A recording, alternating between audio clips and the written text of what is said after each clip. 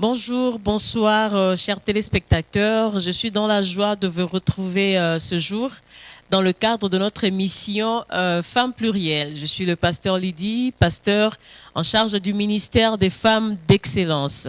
Nous nous retrouvons aujourd'hui dans le cadre de notre émission, comme je l'ai dit, Femmes plurielles.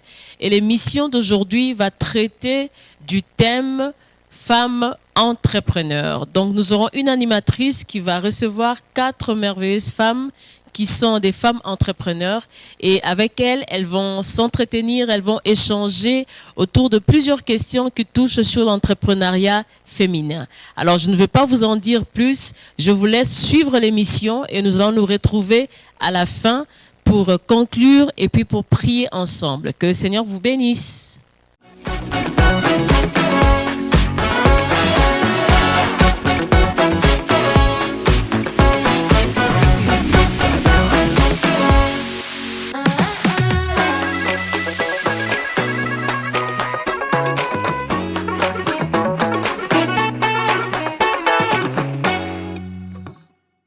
Bonsoir à tous et à toutes, selon l'heure à laquelle vous nous regardez, et bienvenue à notre première émission Femmes plurielles, organisée par le ministère des Femmes d'Excellence de l'Église CGR.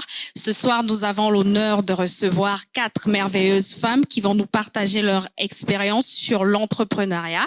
Je me présente, je suis la sœur Ashti et je donne la parole à chacune pour se présenter. Je commence par ma droite. Bonsoir à toutes. Bonsoir Ashti. Bonsoir. Je suis la sœur Martine et je suis CEO de la compagnie MG & Co. D'accord. Et qu'est-ce que vous faites dans la compagnie MG & Co? MG & Co excelle dans tout ce qui est import-export et dans le transport également. D'accord, merci. Bonsoir Ashti. Bonsoir à toutes, je suis la sœur Ronika et j'exerce dans tout ce qui a trait à l'esthétique. Merci. Je passe à celles qui sont à ma gauche. Alors, bonsoir Ashti. Bonsoir. Bonsoir à toutes. Alors, moi, c'est la sœur Justice, d'origine gabonaise, bien sûr. Et donc, moi, mon domaine d'activité, c'est tout simplement la vente des extensions. D'accord, merci Justice. Alors, bonsoir à toutes, bonsoir. Bonsoir. Je me prénomme Karel Brienda, donc PDG de l'entreprise Brishop by Shane, donc tout ce qui concerne le e-commerce. Très bien, merci à toutes pour votre présentation. J'ai hâte de savoir en long et en large ce que vous faites précisément et vos motivations par rapport à vos domaines d'activité. Alors, selon vous, c'est quoi être une femme entreprenante? Je vais commencer cette fois-ci par ma gauche. Justice. Ok. Alors, merci Ashti. Donc, moi, je définirais la femme entreprenante ou encore la femme entrepreneur basiquement, donc selon ma définition. Donc, je dirais pour moi, la femme entrepreneur, c'est celle-là qui a une passion. C'est celle-là qui est passionnée de quelque chose et qui met cela en exergue tout simplement pour répondre aux besoins de quelqu'un ou de quelque chose au niveau, bien sûr, de la société. Merci pour ta belle réponse. Alors, avant de passer à Ronika, dis-moi, d'où t'es venue l'idée d'entreprendre? Comment ça a commencé? D'accord. Donc, l'idée part tout simplement, bien sûr, d'une passion, comme je pouvais le dire. Je suis un peu passionnée par tout ce qui est beauté, tout ce qui a trait aux cheveux. J'aime être belle, j'aime être bien coiffée. Donc, tout simplement, je me suis dit, alors pourquoi pas en fait ne pas le mettre en fait à la disposition de chacune, donc à la disposition de toutes celles-là qui auront un besoin, bien sûr, et qui pourront avoir la capacité, bien sûr, de pouvoir s'offrir, je dirais, des extensions en fait, afin de pouvoir être belle, afin de pouvoir avoir de belles coiffures et pourquoi pas aussi les changer comme elles le veulent. Donc c'est un peu cela. Et autour de toi, y a-t-il une personne qui exerçait dans ce domaine et qui a été une source d'inspiration pour toi, ou bien c'est une idée qui t'est venue simplement par cette passion que tu as développée, comme tu l'as dit? Eh ben, moi, je suis quelqu'un un peu qui regarde un peu beaucoup la télévision. Je suis un peu passionnée par, les stars et autres. Je regarde un peu, et puis je me suis dit, dans le monde chrétien, c'est vrai que la plupart du temps, la femme a souvent l'impression de pouvoir on va dire ça comment, si bien sûr les sœurs peuvent m'aider. La femme a souvent tendance à pouvoir ne pas vraiment se mettre en valeur en fait. Donc je me suis complètement dit alors pourquoi pas ne pas le faire, bien sûr au niveau chrétien. Donc c'est un peu cela. Donc vraiment je dirais oui, il y a pas vraiment une personne qui m'a inspirée, si ce n'est que le fait que moi-même je me suis dit moi j'aime être belle et pour Dieu, j'ai le droit d'être belle, alors je pense aussi que les autres aussi ont ce besoin-là. Donc c'est cela. D'accord. Donc, on peut dire qu'en quelques mots, Justice a eu le cœur de nous aider à rendre nos cheveux belles ou beaux. Pardon. D'accord. Merci, Justice. Donc, je passe la parole à Ronika pour la même question. Pour toi, c'est quoi être une femme entreprenante et d'où t'est venue l'idée d'entreprendre dans ce que tu fais aujourd'hui? Merci pour la question. Selon moi, une femme entreprenante, c'est une femme qui se lance et qui gère sa propre entreprise. C'est une femme qui fait face à beaucoup de difficultés commerciales et qui prend des risques sans même savoir si, au départ, ça va marcher. Déjà, dans la société, on minimise la capacité des femmes à pouvoir gérer des entreprises. La deuxième question. D'où t'est venue l'idée d'entreprendre? Normalement, j'ai grandi dans une famille où presque toutes les femmes sont entreprenantes. Et j'ai été influencée par ma mère. Elle est commerçante. Elle aussi, elle est esthéticienne. Donc, depuis toute petite, On va dire que c'est génétique. Bien sûr. Et j'ai été influencée par elle. Et j'avais aussi la passion de pouvoir ajouter une nouvelle touche, oui, aux femmes. Et c'est ça qui m'a motivée de pouvoir créer mon entreprise ici au Maroc. Et parce que j'ai vu aussi qu'il y avait le besoin d'avoir des salons de coiffure ici pour les subsahariennes. Merci, Ronika. Alors, j'en viens à Martine, pardon. Justice a déjà parlé.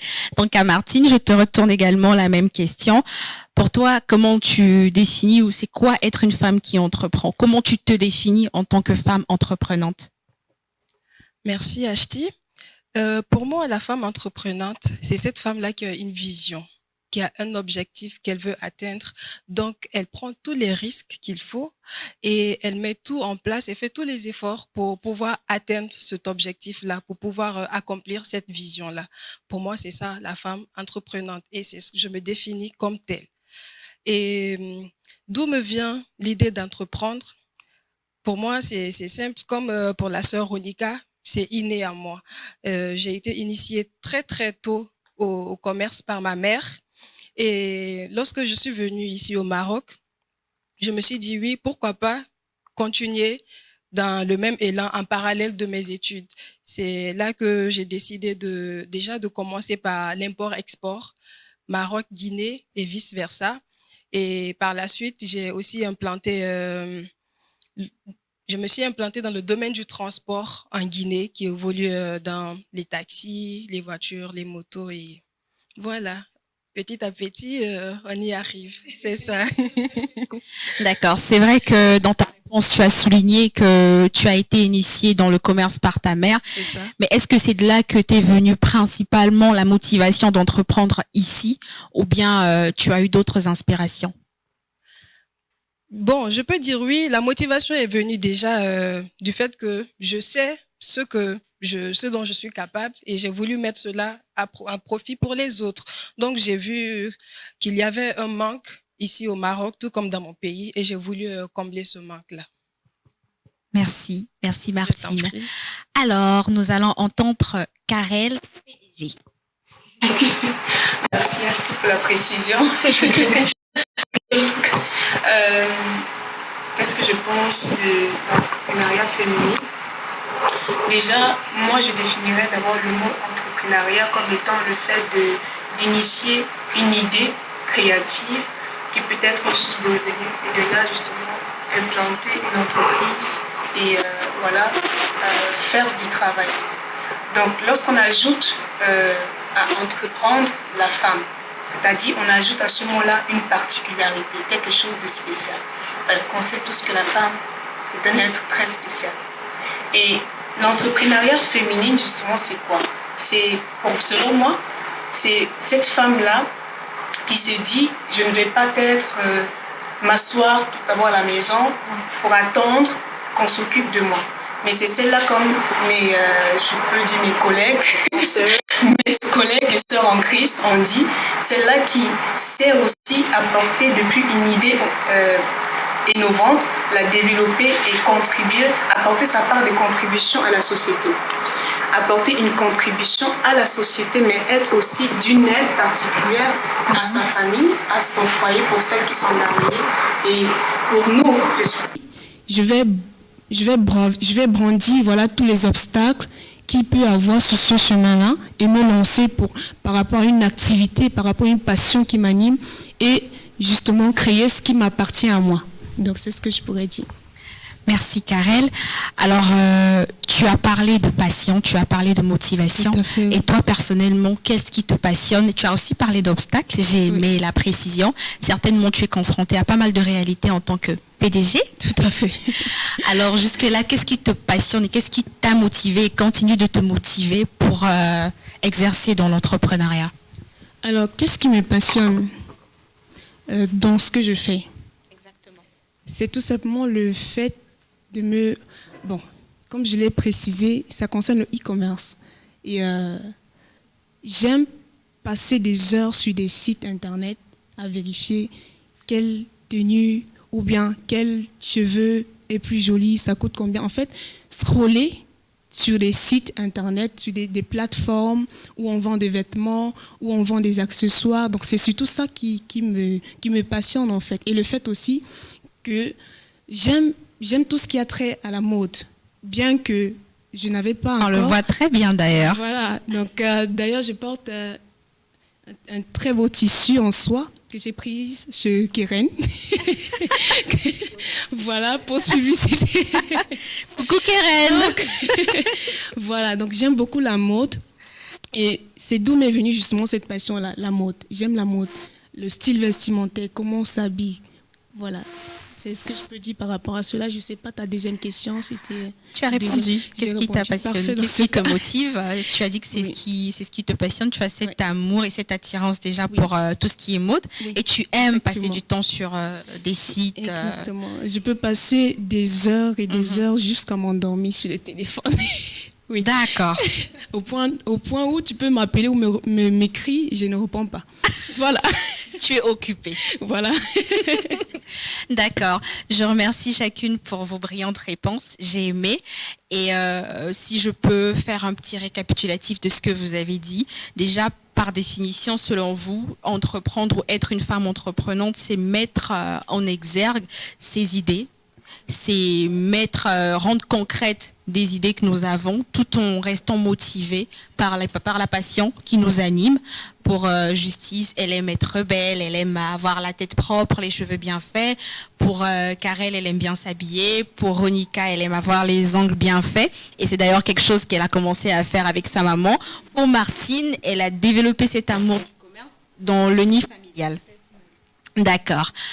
Alors aujourd'hui, on observe plusieurs jeunes femmes d'ailleurs comme nous, se lancer dans l'entrepreneuriat simplement pour se procurer une place dans la société et aussi une certaine autonomie ou indépendance financière, si je peux le dire ainsi. Mais vous, en tant que jeune femme chrétienne, que pouvez-vous dire de l'entrepreneuriat par rapport à la parole de Dieu? Ou du moins, que dit la parole de Dieu par rapport à l'entrepreneuriat? Alors, je commence par qui? Je sens Jessie qui dit non, pas moi, mais je vais te prendre. Alors, je vais répondre à cela. Donc, que dit la parole de Dieu sur l'entrepreneuriat encore par rapport à la femme qui veut bien sûr entreprendre? Alors, regarde la parole, selon par exemple le Proverbe 13, le verset 4, on dit bien sûr que l'âme paresseuse a des désirs qu'elle ne peut bien sûr satisfaire, mais c'est l'âme des personnes un peu diligentes, des personnes motivées, des personnes qui ont de la hargne, qui voient bien sûr s'accomplir leurs désirs. Donc, je dirais tout simplement qu'au vu de cette parole, l'on comprend tout simplement que la personne qui a des désirs et qui qui se laisse bien sûr aller, comment je peux dire, qui se laisse tout simplement aller à se dire que bon, moi je vais m'allonger, je vais essayer d'attendre que la chose vienne à moi. voilà, à se donner à la paresse, ne peut pas en fait voir s'accomplir bien sûr ses pensées, ses idées innovatrices. C'est cette personne-là qui peut aller au-devant. C'est cette personne-là qui dit j'ai des désirs, j'ai des idées, alors je dois pouvoir bien sûr les mettre en place. Je dois bien sûr pouvoir les développer, les matérialiser afin de pouvoir bien sûr jouir jouir des bienfaits bien sûr de ces idées en fait. Bénéficier. Et effectivement, et mettre cela au bénéfice, bien sûr, des autres, de la société. Donc, c'est un peu ce que je peux dire. D'accord. Merci, Ashti. Tu as le droit, dis un bête. D'accord. Alors, Martine, qu'est-ce que tu penses de cette question? Selon toi, que dit la parole de Dieu au regard de toutes ces femmes qui entreprennent? D'accord. La parole de Dieu nous parle de la parabole des talents dans Matthieu 25, du verset 14 à 30. Selon ce que je comprends à travers ce verset, c'est aussi une autre forme d'entrepreneuriat. Parce que les serviteurs, ils ont les talents. On ne te dit pas forcément de multiplier ce que tu as. Mais en tant que personne consciente, tu dois comprendre que ce que Dieu a mis en toi, tu dois fructifier cela, tu dois multiplier cela pour le mettre à profit des autres. Non seulement tu en bénéficies, les autres en bénéficient. Quand on prend l'exemple du serviteur, ça a été une bénédiction pour lui, pour son maître et aussi pour les gens autour de lui. Donc, pour nous dire quoi? Ce que Dieu met en nous, on ne doit pas éteindre ça, on ne doit pas étouffer ça. On doit le déployer pour que tout le monde puisse en bénéficier. Comme ça, ça devient non seulement une bénédiction pour nous-mêmes, parce qu'on en profite, ça nous rapporte des profits. Et pour les autres aussi, vu que c'est des manques qu'on vient combler, on devient comme une source de bénédiction pour eux. Donc, c'est ce que je peux dire par rapport à ça. Donc, pour Martine, il faut savoir faire valoir ses dons. Exactement. Et il faut d'abord les identifier avant de les faire valoir. C'est ça. D'accord. Véronica, qu'est-ce que toi tu nous dis par rapport à... Par rapport à cela, la Bible valorise la sagesse, le travail acharné et aussi la gestion prudente des ressources. Donc, il y a aussi des principes dans la Bible qui nous permettent de pouvoir mettre en pratique toutes les capacités, à pouvoir entreprendre. Par exemple, le livre de Proverbes, on nous parle de la femme vertueuse. C'est une femme, c'est une gestionnaire qui gère sa maison. Et de par cet exemple, je peux dire que c'est déjà une approbation pour nous, en tant que femmes, de pouvoir entreprendre. C'est ça. Merci, Véronica. Karel, tu voudrais ajouter quelque chose? Oui, en fait, déjà, j'aime bien la question. Pourquoi? Parce que généralement, lorsqu'on parle de l'entrepreneuriat, elle n'est pas très souvent dans le cadre chrétien. Et le ramener justement dans le cadre chrétien, c'est pour faire savoir également aux autres, ou bien à nos frères et sœurs qui sont en Christ, que entreprendre, ou bien l'entrepreneuriat ne concerne pas que les personnes qui sont dans le monde, mais à nous, enfants de Dieu, Dieu nous a dotés de tout don, toute capacité. Et nous avons le Saint-Esprit qui nous accompagne. Nous avons le Seigneur qui solidifie nos projets, qui nous bénit à nos départs ainsi qu'à notre arrivée. Et justement, en parlant de cela, le livre d'Ecclésiaste 11 nous dit justement, la parole de Dieu nous dit dans le livre d'Ecclésiaste 11 que nous devons investir dans toute activité en fait.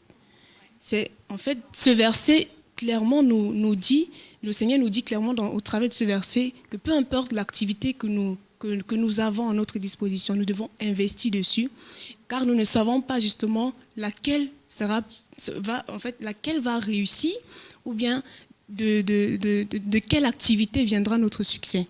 Donc c'est comme une sorte, comment je vais dire, d'encouragement pour le chrétien à investir, parce que entreprendre aussi c'est investir.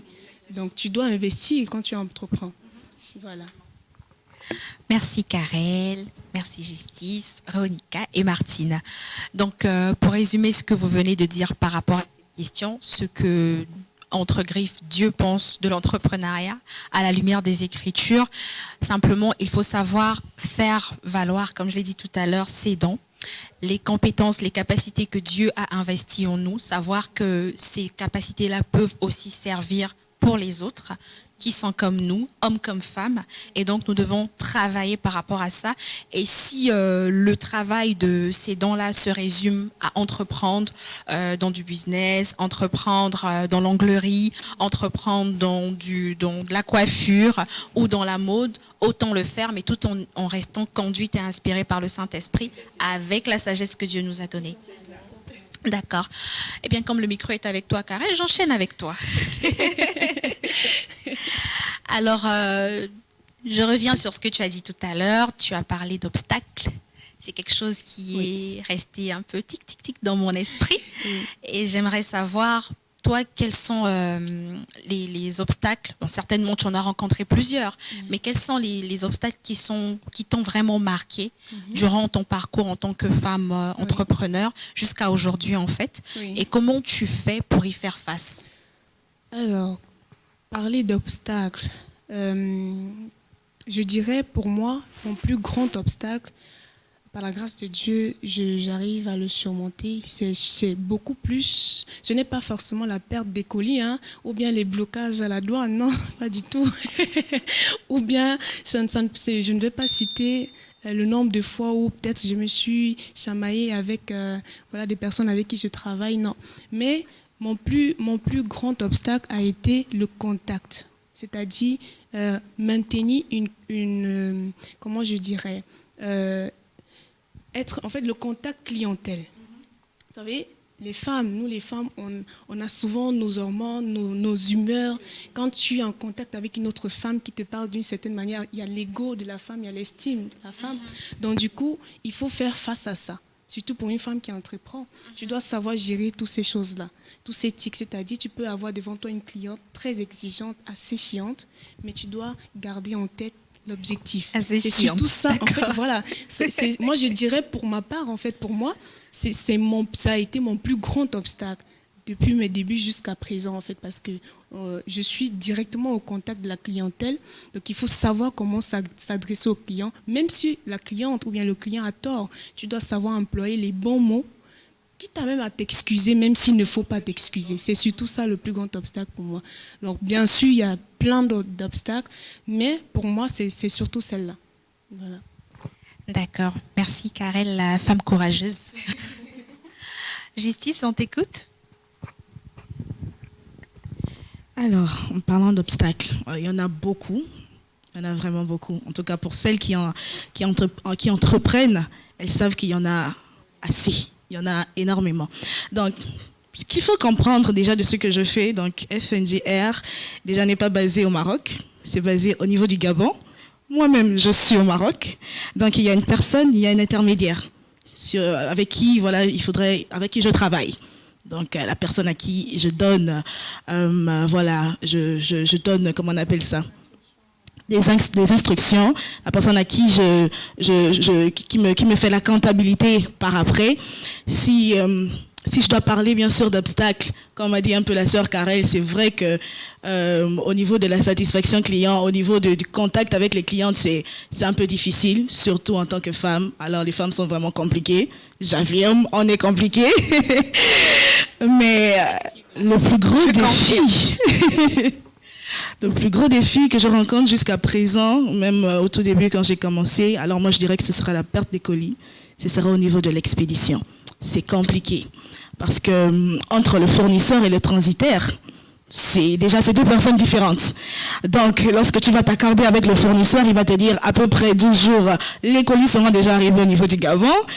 Lorsqu'il va te déposer encore, lorsque le transitaire ira récupérer les choses chez le fournisseur, il te dira autre chose, ça va prendre plus de temps, ça va prendre plus d'un mois, pendant que toi, tu avais déjà dit que peut-être en un mois, je sais que je vais pouvoir faire je vais peut-être valider 2 livraisons et tout, encore 2 commandes, et donc je pourrais me faire beaucoup plus d'argent, mais c'est vraiment compliqué, surtout à ce niveau. Il paraît que tu as dû jeûner et prier pour te transporter sur place et régler ça. La prière, les pleurs, tout était au rendez-vous. Mais par la grâce de Dieu, aujourd'hui, on sait gérer, par la grâce de Dieu. Vraiment, s'il n'était pas au centre, je pense qu'aujourd'hui, j'aurais déjà abandonné, en fait. Mais on bénit Dieu parce que c'est vraiment lui qui est au centre. Et lorsque on a une idée, il est important, en fait, de le mettre, de lui soumettre, en fait, tout. Et moi, je rends grâce à Dieu pour cela. Merci. Merci Justice.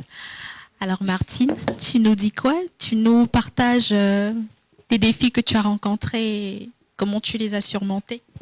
D'accord. Comme l'ont signifié les deux sœurs, c'est très difficile de gérer la clientèle, surtout de les fidéliser aussi. Et comme je l'ai dit, j'évolue plus dans l'import-export que dans le transport, parce que le transport, c'est un peu plus calme et tout. Tout est calé, respecté, mais l'import-export, c'est un autre niveau, un autre monde. Déjà, trouver les articles, c'est un problème. Expédier, un autre problème. Chercher les clients qui vont venir chercher leur colis, un autre problème. Le client vient récupérer son colis. Non, c'est pas ce que j'ai demandé, alors que c'est ça. Non, je ne veux pas payer parce qu'il y a ci, il y a ça. Toujours chercher la petite bête pour chauffer ton cœur, comme on le dit. Et tu prends un peu d'eau glacée pour... C'est ça, tu bois de l'eau glacée ou tu retires ton cœur, tu mets dans le congélo pour le refroidir un peu. C'est difficile. Donc, mon plus gros défi a été à mes débuts, en 2020. J'ai commencé à entreprendre en cette année-là et il y a le Covid qui est venu, tout gâté. Alors que j'avais déjà envoyé mes colis chez le transitaire. Non, les filles, je veux recevoir ça dans 2 semaines, dans 1 semaine, tu rassures, non, ça va arriver. Ça ne vient pas. 1 mois, 2 mois, 3 mois, tout est bloqué. Donc, ce qui a fait que les colis sont arrivés en Guinée.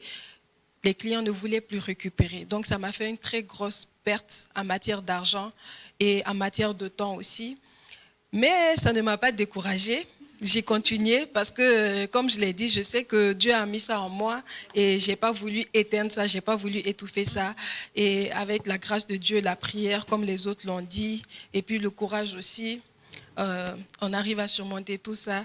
Sans oublier aussi qu'au ministère des femmes, à CGR, on a des formations qui nous amènent aussi à avoir des connaissances sur comment gérer dans notre entreprise, les finances, et avec ces formations-là aussi.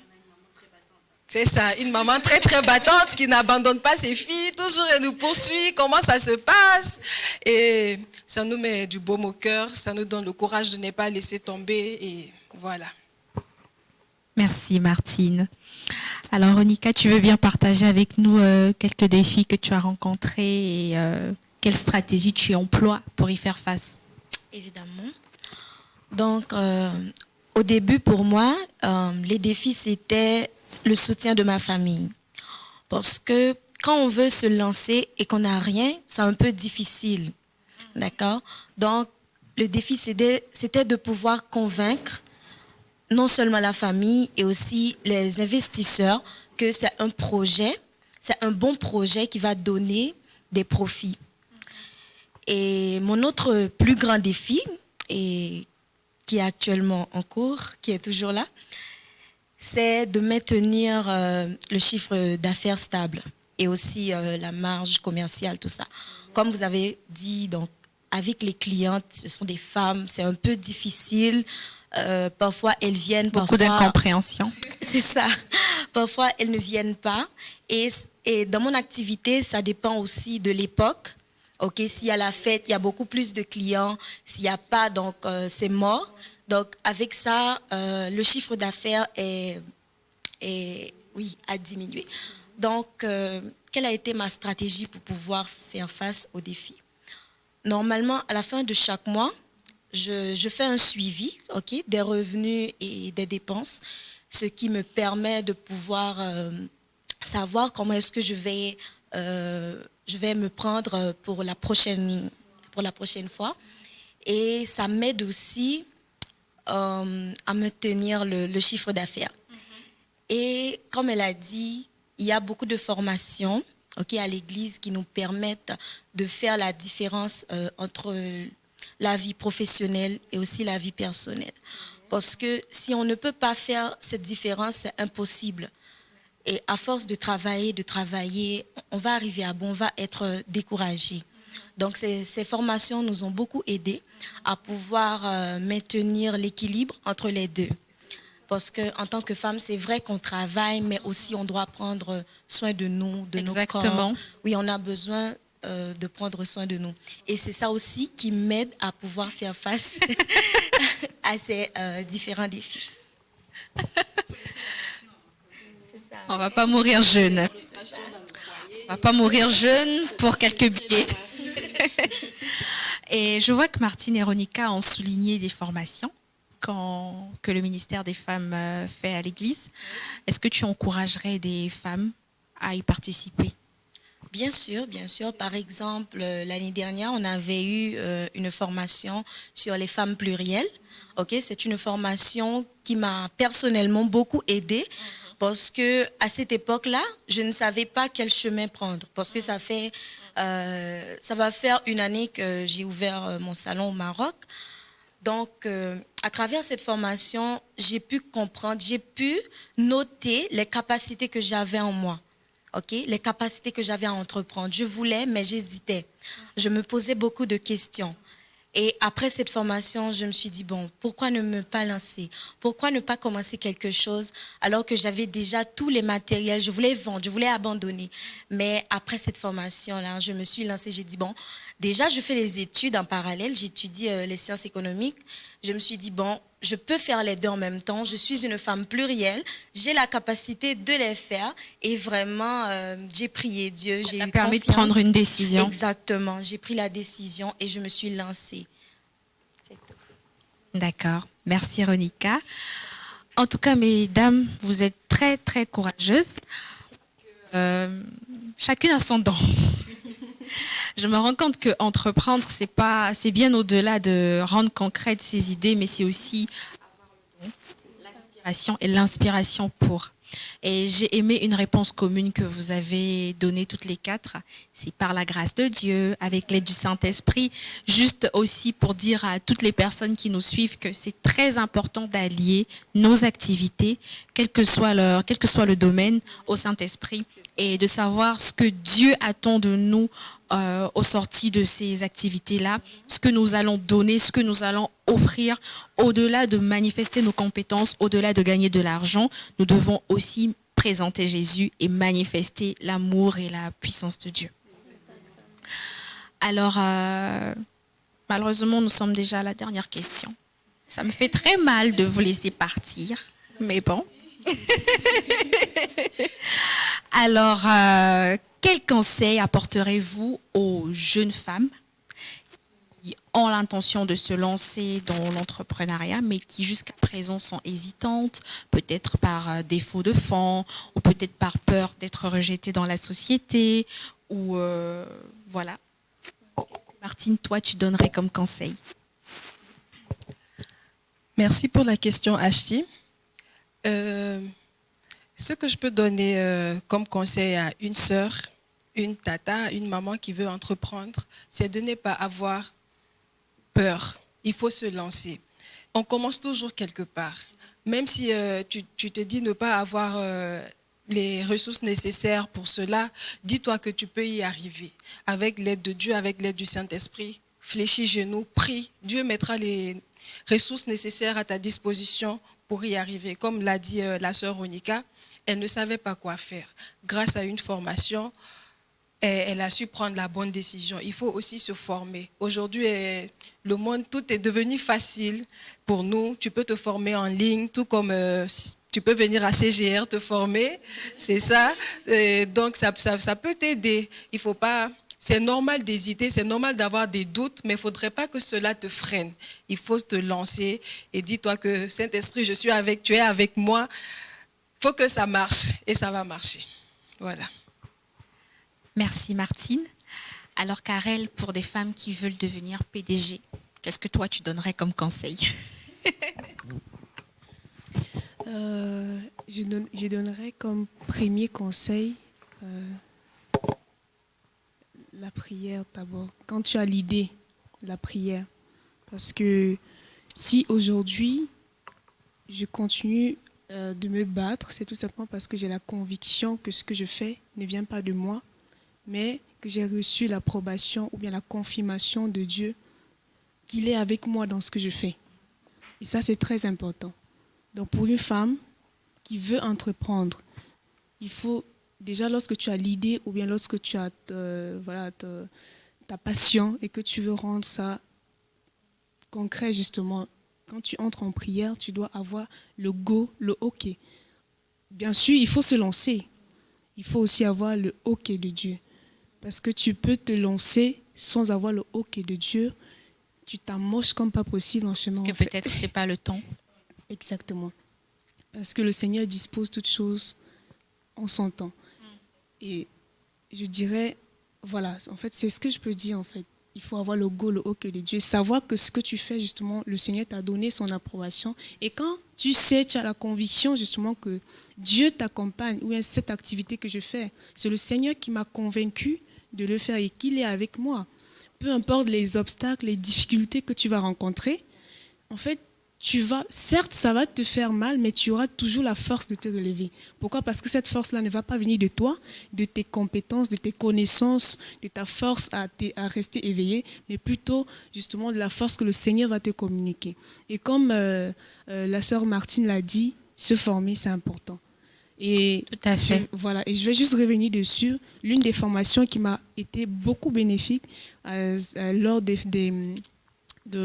pendant les ministères des femmes, les formations que nous faisons, c'est une formation concernant les finances, la gestion financière. La gestion financière, ça m'a beaucoup aidé à planifier mes finances dans ce que je fais, à prévoir, à ne pas gaspiller ou dilapider l'argent.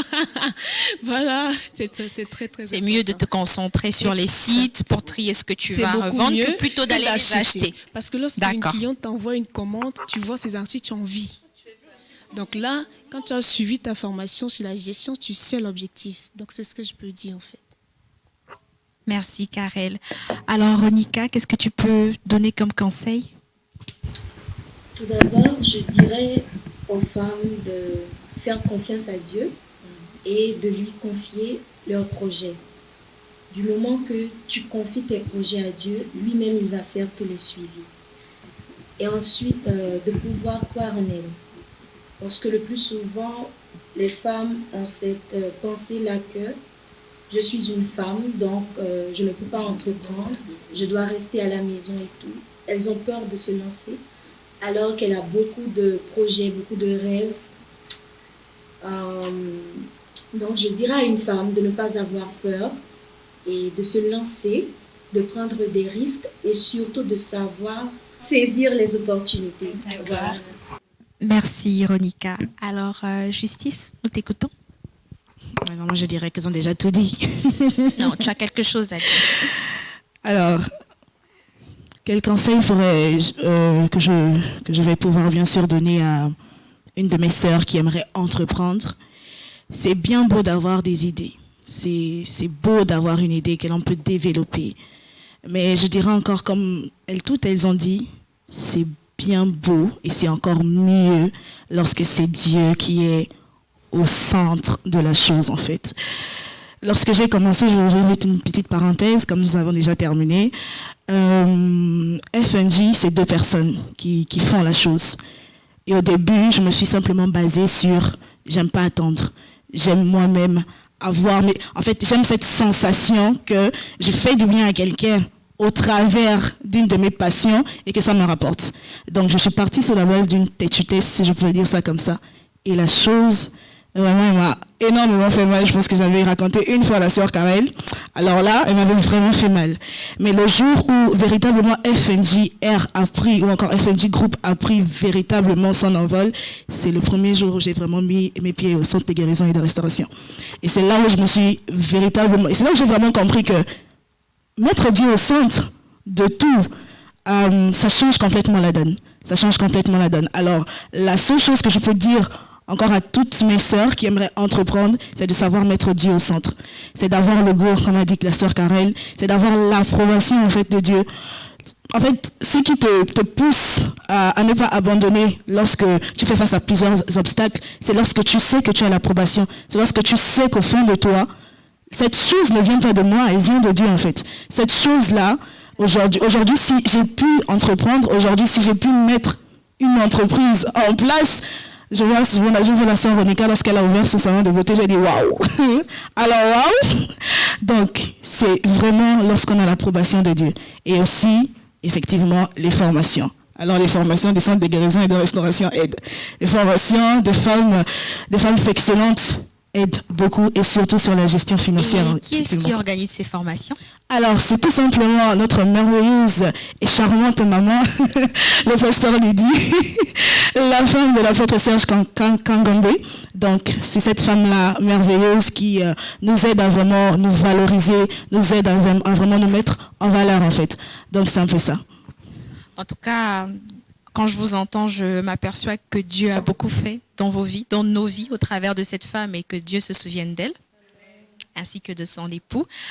Donc, nous sommes au terme de notre réunion de ce soir, notre émission de ce soir, et je suis très édifiée, parce que c'est vrai que je vous admire de loin, mais vous entendre comme ça me donne aussi du courage, et peut-être que je vais entreprendre. Je vais m'inspirer de vos dires. En tout cas, je vous remercie. Magnifique, excellente et brave, courageuse femme. On sait toutes que nous ne sommes pas sur une terre facile, mais avoir quand même le courage de surmonter les regards, surmonter le rejet de la société, surmonter les dires, les limitations et des fois les fonds aussi.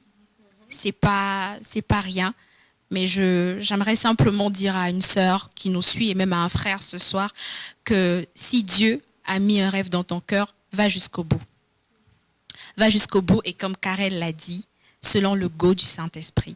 Parce que tu peux commencer à mettre ton idée en place, mais est-ce que c'est le temps où il faut l'exposer? Peut-être que Dieu a encore plus à investir en toi dans le secret. Peut-être qu'il doit développer avec toi plus de stratégies. Mais parce que tu es pressé de le mettre en place, tu vas échouer et te dire que ce n'est pas fait pour toi, alors que ce n'était juste pas le temps. Donc, je vous remercie. Nous savons que vous êtes des femmes très, très, très occupées. Certainement, Ronica a une cliente qui doit faire ses ongles. Justice a une commande de perruque en cours. Martine a sa livraison à faire. Et il y a des paniers qui sont en train de se remplir en ligne pour Karel. Mais vous nous avez quand même accordé votre temps et fait l'honneur de répondre présente à cette émission. Et merci à vous aussi qui prenez le temps de nous regarder, de nous suivre. Soyez bénis, que Dieu se souvienne de vous, et je vous dis à très bientôt. Waouh, waouh, waouh, waouh, waouh. Quelle très belle émission avec des femmes excellentes, des femmes dynamiques, des femmes entrepreneurs. Nous avons été bénis par cette émission et nous bénissons le Seigneur. Comme moi, vous avez suivi ces 4 femmes. On a suivi la sœur Ashti qui a reçu 4 femmes. La sœur Martine qui est dans le secteur de transport et commerce. La sœur Ronica qui est dans l'esthétique, la sœur Karel qui est dans tout ce qui est vente en ligne, et puis la sœur Justice qui est dans le commerce des extensions, c'est-à-dire dans la coiffure. Nous avons été bénis par leurs témoignages, nous avons été bénis par les enseignements qu'elles nous ont communiqués. Alors, est-ce que parmi nous, il y a des femmes qui veulent se lancer dans l'entrepreneuriat? Est-ce qu'il y a des femmes qui sont déjà dans l'entrepreneuriat? Je ne sais pas à quel niveau vous vous situez, mais je voudrais simplement vous encourager à ne pas croiser les bras, à ne pas s'asseoir à la maison, à ne rien faire. La femme d'aujourd'hui est une femme dynamique. C'est ce que d'ailleurs le Seigneur attend de nous, que nous puissions mettre en œuvre les dons, les talents qu'il nous a communiqués. Le Seigneur attend de nous que nous puissions être une source de bénédiction autour de nous. Et je prie de tout mon cœur que cela soit ton partage. Elles nous ont parlé aussi des formations. Moi, j'ai été très touchée de savoir que ces formations que nous faisons dans le cadre du ministère des Femmes a de l'impact dans la vie des femmes qui suivent ces formations. Si toi aussi, tu es touché et intéressé, alors viens rejoindre les femmes du ministère des Femmes. Tu vas en apprendre beaucoup. Laisse-moi prier pour toi. Et nous allons nous séparer là. Je voudrais prier pour toutes les femmes qui sont dans l'entrepreneuriat. Je voudrais prier pour toutes les femmes qui voudraient s'élancer dans l'entrepreneuriat afin que le Seigneur puisse puisse étendre sa bonne main sur leur vie et sur leur activité. Seigneur, nous te rendons grâce pour cette très belle émission que nous venons de suivre. Nous te rendons grâce pour ces 4 femmes qui ont été une bénédiction pour nous ce jour. Nous voulons maintenant te prier pour toutes ces femmes qui sont en train de nous suivre, toutes ces femmes qui sont derrière leur télé, derrière leur écran. Au son de ma voix, je voudrais leur communiquer toutes les grâces qui puissent exister afin qu'elles puissent réussir dans leur entreprise. Je déclare qu'elles sont bénies, je déclare qu'elles sont prospères au nom du Seigneur Jésus-Christ. Amen. Bye bye, que le Seigneur vous bénisse et on se retrouve pour un autre numéro. Soyez bénis.